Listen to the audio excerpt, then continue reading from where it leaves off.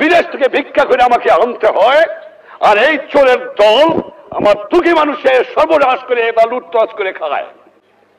এই জন্য জীবনের যৌবন নষ্ট করি নাই, এই জন্য শহীদরা রক্ত দিয়ে যায় নাই যে কয়েকটা চোরাকারবারি মুনাফাখোর ঘুষখোর দেশের সম্পদ বাইরে বাইর করে দিয়ে আসে, জিনিসের দাম গুদাম করে মানুষকে না খাওয়া মানে।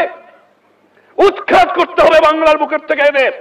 টাকা নাই, পয়সা নাই, চাল নাই, ডাল নাই, রাস্তা নাই, রেলওয়ে ভেঙে দিয়ে গেছে।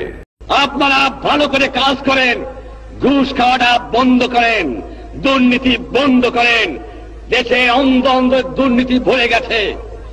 আমি আশ্চর্য হয়ে যাই, যাও ভিক্ষা করে আনি, তাও চাটার গোষ্ঠী চাইতে খেয়ে ফেলায় দেয়, আমার গরিব পায় না।